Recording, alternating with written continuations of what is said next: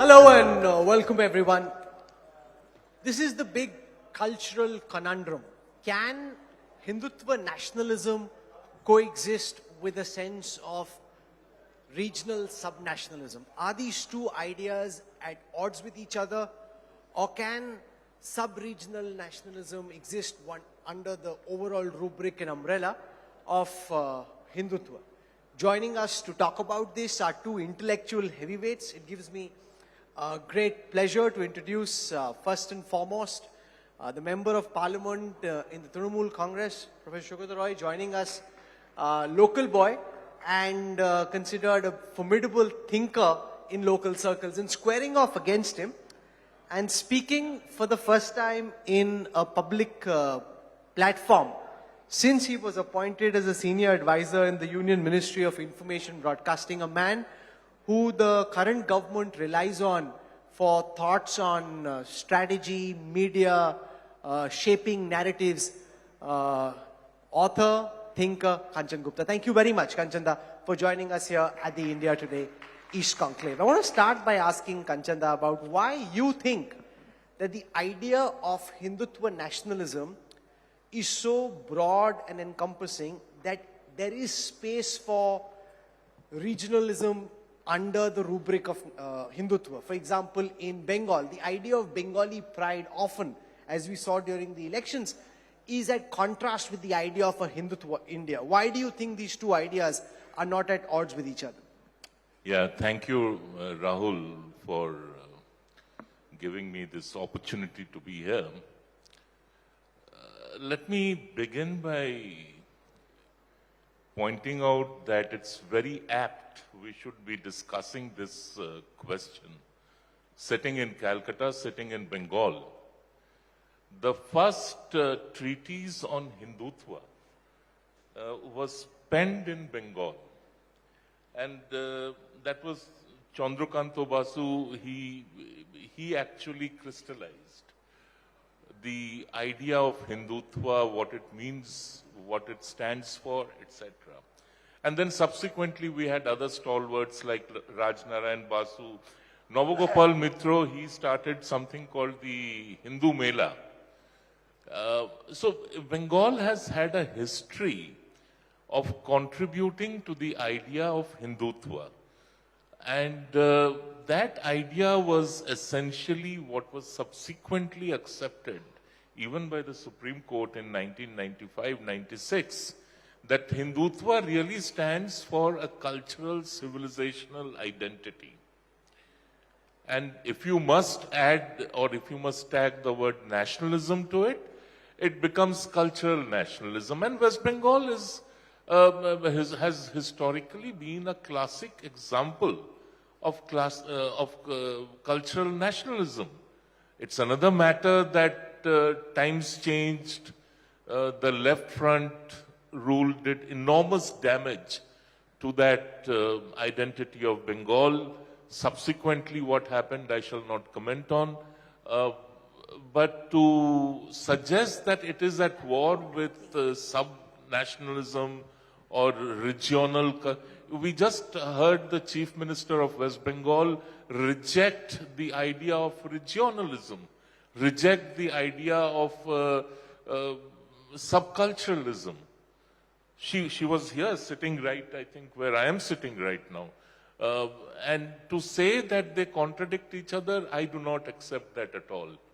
Saugata, why is it that you think, sitting in Kolkata, that the idea of regional pride is at contrast with a larger idea of Hindutva? Kanchanda says the forces of Hindutva found a lot of ideological moorings, a lot of the thinking, the writing happened in Bengal, and it's only after independence, during the leftist rule, that Kolkata moved away, and during this election and even otherwise, the BJP and the forces of Hindutva are trying to bring Bengal back where it earlier stood.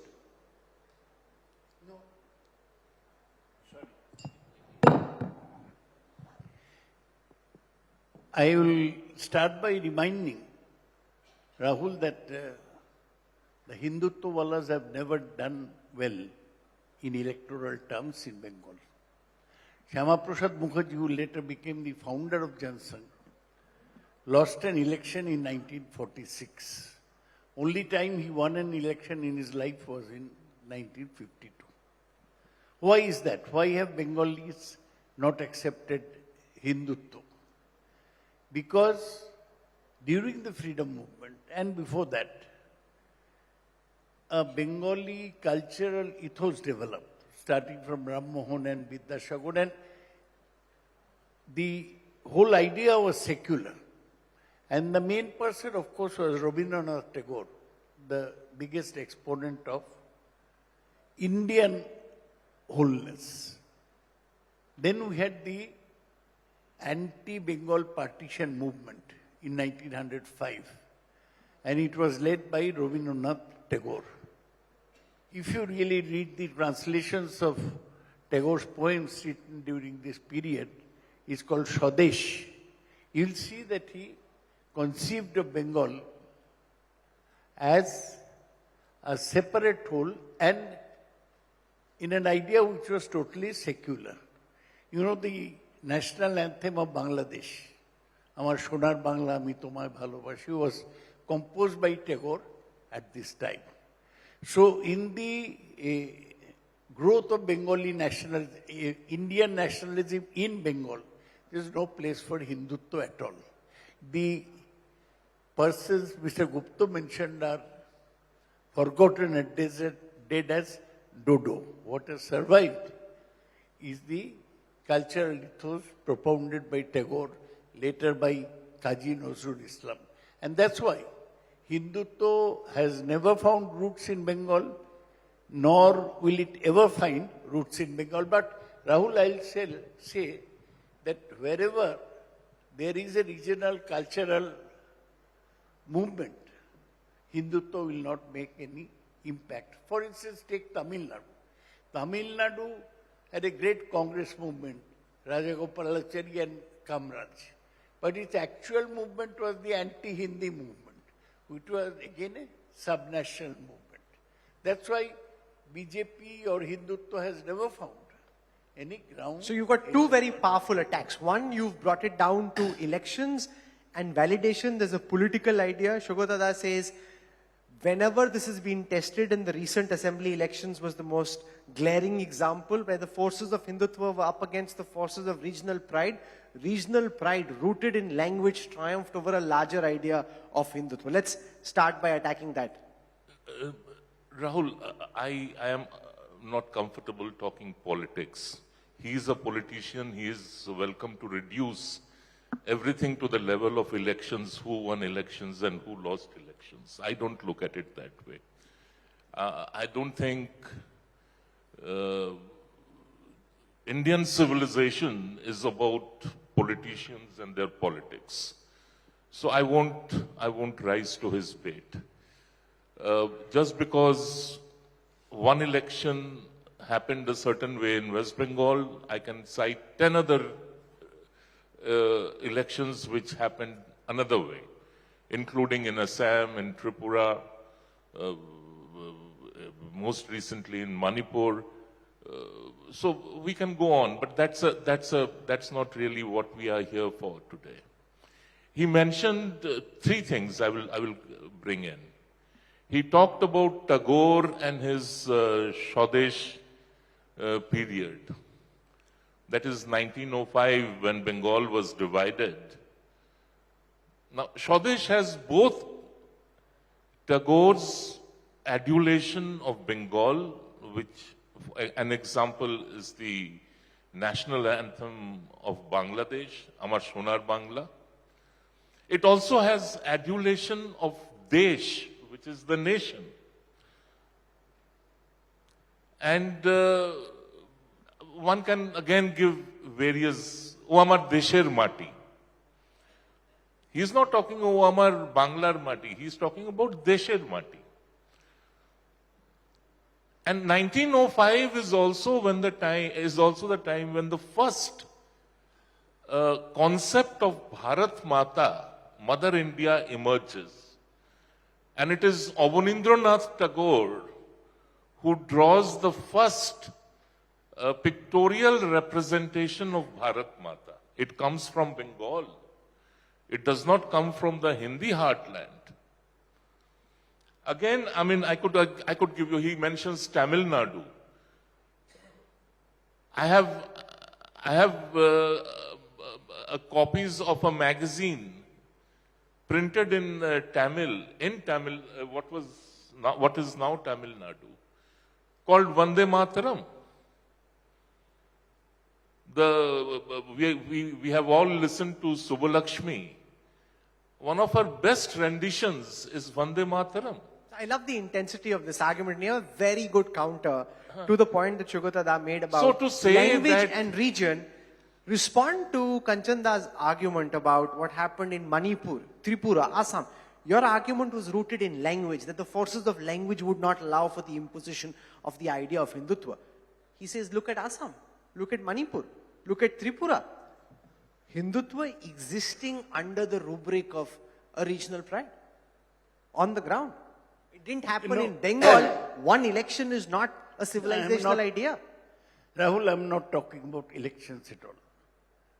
All I'm talking about is that Mr. Gupta mistook a point that our cultural subnationalism is not antithetical to the broader national idea. After all, the nationalist thought in colonial times came from Bengal. Bankim, Rishi Bankim as we call him, first gave the idea of Vande Mataram. But it wasn't all Bengal cultural thought. It did not exclude the Muslims. Problem with Hindutva is that it excludes the Muslims. Bengal has 25% Muslims as in West Bengal today. And please remember what happened in East Pakistan. They thought that they could create a nation on the basis of Islam. Ultimately, it was seen that religion is not enough to sustain a nation. That's why they broke up, not only on the issue of language, but on the issue of a larger Kanchanda, Bengali subnationalism No. is not at odds with the idea of Hindutva. A lot of the ideas of Indian nationalism came from within Bengali subnationalism. Rahul, the problem is that we have not made an effort to figure out what is Hindutva all about. So we go by popular slogans, we go by what people like Mr. Roy like to propagate, that it is all Hindi, it's all exclusionary, it's all about domination. No. Again, I mean, I am not here talking as a politician. The idea of Hindutva, and I would urge everybody to read the Supreme Court judgment of 1995 because that encapsulates all the arguments which were made till then. Hindutva as a civilizational concept. When I say cultural nationalism, a Westphalian state cannot have cultural nationalism. A Westphalian state does not have a civilizational history. And that is where we depart from European nationalism. European nationalism was centered around the concept of a Westphalian state. First the state was created, then people were created, then the idea of nationhood was created, and then nationalism was propagated. Here it's different. We come from a civilization that embraces, that includes. This is not a civilization that was created in the last century or a couple of centuries But ago. Saugata would contest that he made the point about exclusion. It's not about what you think No, is it is included. not. It's about whether those who might feel excluded are feeling included or not. Rahul, cultural nationalism, and I am very clear, cultural nationalism, call it Hindutva, call it whatever you wish to, is by Indian nationalism is by definition inclusive because we are a civilizational nation. Our nationalism is civilizational. It does not exclude. It is politics which excludes, and he is answerable for that. I am not. Saugata, it may be politics which is exclusionary in its execution. The civilizational idea is an inclusionary idea. The civilizational idea is not an inclusive one. Why not? The concept propagated by the few Hindu ideologues, starting from Savarkar with Golwalkar, basically they want a Hindu Rashtra. Hindu Rashtra concept is basically an exclusionary concept. We do not believe in that. We believe in constitutional India, where everybody has got a equal right. I would like to refer you to Jawaharlal Nehru's discovery of India, where he has described how Indian civilization has progressed. And that is in contrast to what the Hindu Rashtrawalas or the Hindutvawalas, they propagate. Now, you may say that who has won in Assam? Assam, this is the fallout of the Assam students movement, when they wanted all Muslims to be driven out of Assam. But you know, all these people of whom Assam BJP is composed of were formerly in Congress or in the ASU student movement. BJP has no basic growth there. Himanta Biswa Sharma, the chief minister, who may speak here tomorrow, was a total congressman. So the question is, even in Assam, Hindutva has not caught on as a So, philosophy. Kanchan, I didn't want to get drawn into politics, so I'll ask the cultural point about the likes of Savarkar and Golwalkar in their thoughts, in their writings, stood and wrote about an idea which put Hindutva and Hinduism and Hindus at the core of the idea of India. Now it may be uncomfortable, therefore the modern day RSS says those ideas don't reflect the modern RSS. His argument is, but that is at the root of the Hindutva way of thinking. Savarkar looked at Hindutva from a particular perspective. Others have looked at it from a different perspective. The works which I have cited look at Hindutva from the civilizational perspective. Professor Roy thinks of India as a constitutional nation or a constitutional state. You cannot really have a constitutional nation. But I look at India as a civilizational nation. I don't wish to really stress on this point that neither he nor I are indigenous to this country. His family came in slightly more happier times. My family came in the middle of a bloodbath. But why did we come to this country? His family was better off than my family. They could have gone to Europe and settled there. Why did they choose to settle over here? Why did my family come to choose, why did they choose to settle over here? Why did they seek refuge over here? So India is, apart from being a civilizational state, it is also a natural home for Hindus. They have no other home. Now to say that no, this is not a home for Hindus, but for everybody else, as he and many others often suggest, that is not true. That is just not true. Now before, and I think we are running out of time, I will just quickly make 2 points, Rahul. You know, when I mentioned Rajnaran Boshu, I mean, he's very dismissively said they are dead as dodo. And that again is reflective of the decline and fall of Bengal since the late 1960s. That some of the finest minds, finest scholars which Bengal has produced, today they are dismissed as dead as dodo. And he very clearly said that the idea of Hindutva is that,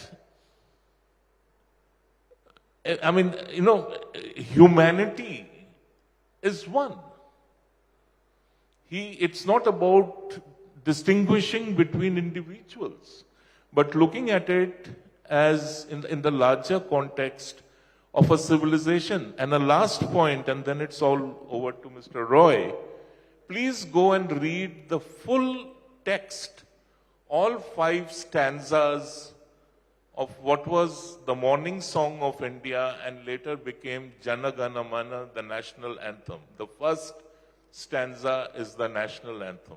There are 4 more stanzas to what Tagore wrote. And if you read those 4 stanzas, you will get an idea of what Hindutva, he didn't write it in the context of Hindutva, but I interpret it as a fine definition of the idea of Hindutva, what it means, what it stands for, and where it beckons us to. And that's why I come back to where I started. I'm glad we are having this debate in Bengal, that this is the land which actually was the fountainhead of the idea of Hindutva, cultural nationalism, civilizational identity. And that is the biggest gift from Bengal and Bengal's thinkers to the nation called India. So you brought the argument in the direction of the debate over the Citizenship Amendment Act, saying that if there is a Hindu who is persecuted, India is his natural sanctuary. If there are people from other religions who are persecuted, they may find relief and succor elsewhere. Kanchan and many in the ruling dispensation say, which is why we need an act like the Citizenship Amendment Act, because Hindus can have nowhere else to go. How do you respond? Basically, the Hindutva mindset was described once by Narendra Modi in Parliament. He said that we are under 1,000 years of slavery. So I stood up and said, how? I thought we were under 200 years of British domination. He said, nahi, jab se Mughal Pathan aaya, tab se hi hum slave. I don't believe this. I feel that India has a composite culture, not a Hindu culture. I believe that Hindu Rashtra is not a Rashtra accepted by the people. I do not believe in Modi's idea that we are subjugated for 1,000 years. I will just recite from Tagore's famous poem called Bharat Tirtho, the pilgrimage of India. There he said, Esho hai arjo, Esho is easy to understand even for those who don't know Bengali. Esho hai arjo, Esho onarjo, Hindu Musalman. Esho esho aaj, tumi Ingraj. Esho esho Christian. Esho Brahmon, Shuchi kori mon, dhoro hat shobakar. Esho he potit, ho oponit, shob opoman bhar. Mar অভিষেকে এসো এসো তরা, মঙ্গল ঘট হয় নিজে ভরা, সবার পরশে পবিত্র করার তীর্থনীড়ে, এই ভারতের মহামানবের সাগর তীরে. This is what India is. It's a pilgrimage place where people came from all over and became the melting pot where civilization coalesced. To try to have a Hindu Rashtra, which is undivided India up to Afghanistan, is to dilute this basic concept of nationalism. Bengal has accepted Tagore's concept of nationalism, and it will never accept Savarkar or Golwalkar's concept of nationalism. Kanchanda? We will also go by what Nazrul Islam said. Aki brinte duti kusum Hindu Musalman. Muslim ta noyan muni Hindu tahar pran. You see, the problem with politics, Rahul, Nazrul Islam was no politician. No. He was a Bengali poet. No, but appropriation of Nazrul Islam is political. No, you have no love for Nazrul Islam. It's just a political appropriation. Love for Nazrul and that is why I said a politician's perspective is not my perspective. It will never meet. See, this whole thing of... Hindutvas will never meet with secularists. We remain totally secular as promised by the Constitution of India. Okay, And good. that is the concept of So that India is why that we is why believe you in. repeatedly distill everything down to Hindus and Muslims. I did not even mention the word Muslim even once. It was no. I'm not part of I'm not a politician. No, but Muslims are part of us. No, You believe I that or don't believe that? I refuse to look at it in a binary manner. It is not a binary for me. No, add Christians and Sikhs. No. add So Buddhists that's into why I that. said, please read the Don't make it remaining binary. stanzas of Tagore's Jonogono Mono, and you will get the point which I am making. Okay. Now, just a very quick point over here. This whole attempt to distillate everything in communal terms is not a game which I play. I distillate everything in civilizational terms. And again, I repeat that Indian civilization is an inclusive, it has been an inclusive civilization. A civilizational nation like India is by definition inclusive. A civilizational idea of nationalism is, of course, inclusive. Okay. And that is why we are so different from European nationalism, which I think Professor Roy is more influenced by. You know, the last 30 minutes have been a trip down various aspects of our culture, our history, our tradition, our concepts of nationalism and civilization. And if you want to have a rarefied intellectual argument, I think Kolkata is the best place to have it. So for lighting up, yes, Dada? Have it by all means, again. Absolutely. So for lighting up this session on cultural nationalism and regional pride with the depth of your arguments, Kanchan Gupta and Saugata Roy, thank you so much. That was a Thank you, fantastic Rahul. argument. Thank you.